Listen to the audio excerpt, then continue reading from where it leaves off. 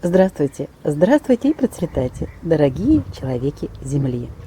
В этом году очень много яблок, и я хочу воспользоваться этим случаем. Различные заготовки сделала.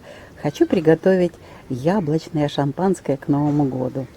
Для этого понадобятся яблоки, для этого понадобится небольшое количество винограда. Именно виноград послужит нам дрожжами, тем, что будет как раз перерабатывать яблочки. Нужна будет водичка колодезная, чистая и сахар. Но обо всем по порядку. Яблочное шампанское готовлю из очистков яблок. Предварительно хорошо их все очень хорошо перемыла в проточной теплой воде. Сердцевинки я вырезала, из них приготовлю джем. Ну а вот все ароматы, все ценные вещества находятся именно в этих кусочках и находятся в сердцевинках. Их выбрасывать не буду, я уже это делала не раз, а используем для изготовления шампанского яблочного на Новый год. Сюда же добавляю, у меня же виноград собран, и сюда добавляю литровую банку уже чистых ягод. Я их пережала, потому что все ягодки передавила. Здесь очень хорошее, большое количество нужных бактерий дрожжевых, которые делают качественно свою работу, перерабатывают органику, сахар в нужное нам очень вкусное будущее шампанское. Сюда же я добавляю на килограмм очищенных вот таких. Здесь у меня в кастрюле эмалированной 2 килограмма яблок очисток, килограмм винограда уже готового, измельченного, и полкилограмма сюда добавляю сахара. И сюда же добавляю 2 литра теплой воды. Обязательное условие: должна быть теплая вода. Ни в коем случае холодной не должно быть. И вот это все у нас. Еще литр сейчас наберу, долью тепленькой водички. Накрываю крышкой. И здесь у нас тепло на кухне. Оно будет находиться 5 дней. Ну, можно будет в течение этого периода немножечко вот так его перемешивать. Для того, чтобы полностью процесс шел везде и всюду, бактерии работали. 6 дней будет у меня при постоянном перемешивании. Несколько раз я буду перемешивать яблоки, виноград и ту жидкость, которая там была в кастрюле. Затем я процежу, использую остатки для теплицы, а сок залью в стеклянные банки и водяной затвор сделаю. Оно должно постоять будет 40 дней. Но для того, чтобы не терять время и помочь, подсказать пораньше это сделать, к Новому году рассказать весь рецепт, записать, это очень долго и навряд ли будет интересно. Поэтому я в прошлом году делала, у меня было очень много слива марабели и тоже немного винограда. И вот я вот сделала такое вино. Сейчас у меня есть немного этого вина еще. Я достала, вылила из банки. Вот по истечении 40 дней. После того, когда остоится вино, оно будет еще чуть-чуть мутноватое. В это вино, для того, чтобы получить шампанское, я заливаю вот такие пластиковые пищевые бутылки. Затем я сюда же, можно очень удобно через леечку. Сюда добавляю сахара. На вот 1,5-литровую я добавляю 3 столовые ложки сахара. Надо по чуть-чуть. Ну ничего, я его сейчас все равно сюда добавлю.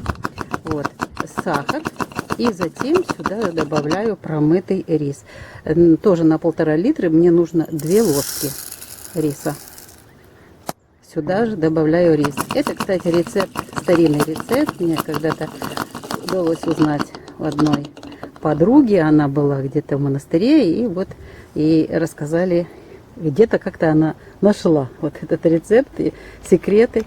И закрываю эту бутылочку.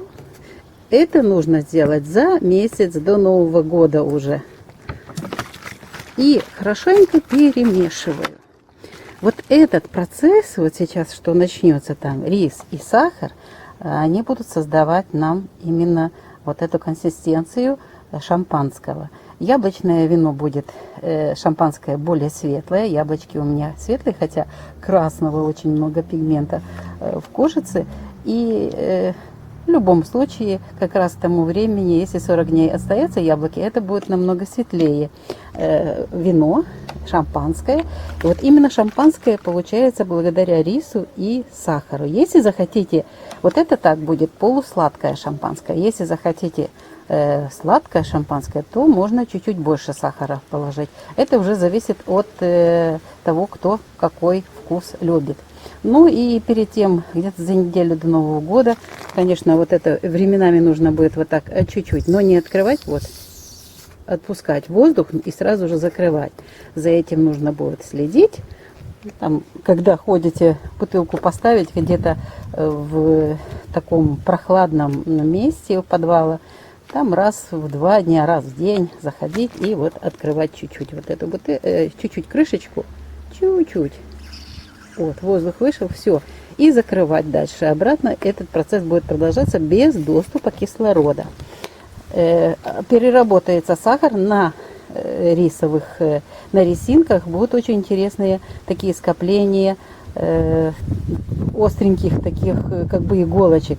Рис не только выделит нужное вещество для производства шампанского вместе с сахаром, но и соберет все негативные энергии и какие-то, может быть, плохие вещества, ненужные для того, чтобы вино было бы чистым.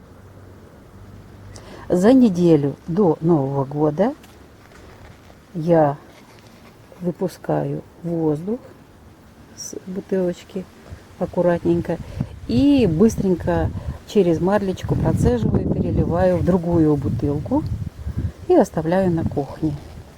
Ну, в процессе, если будет еще оно играть, то тихонечко отпускать воздух. Ну, последние дни перед Новым годом уже не открываю, оставляю его на кухне. Ну, а перед подачей на стол охлаждаю. То ли на улицу выносим, то ли в морозилке. На несколько часов оставляем.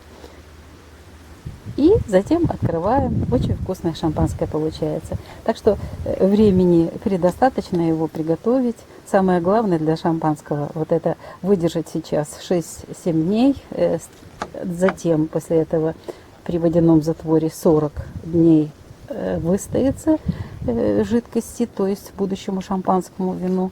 А затем уже это вино снять с дрожжей, там вот внизу снова будут какие-то остатки, снимаю вот то вино и уже вот так заправляю рис и сахар в пластиковую бутылку. Если в стеклянную, оно взрывает банки, крышки снимает, поэтому я использую вот уже много лет, уже 10 лет я вот занимаюсь приготовлением своего шампанского. Очень вкусное, полезное, без всяких наполнителей. Нужный, меняю количество сахара, несколько бутылок имею, разное количество сахара, чтобы было полусладкое, сладкое, очень вкусное шампанское. Но в этом году оно будет яблочное, с ароматом яблок. Это вообще будет очень вкусное шампанское. Вот так я готовлю шампанское к Новому году, свое домашнее, вкусное, ароматное и полезное. Вы были на канале Раиса Горяченко. Дача, сад, огород и цветы. Мы готовили шампанское к Новому году. С вами прощаюсь. Раиса Горяченко вам желает приятного приготовления этого вкусного, замечательного напитка. И удачи во всем вам. Мира и добра.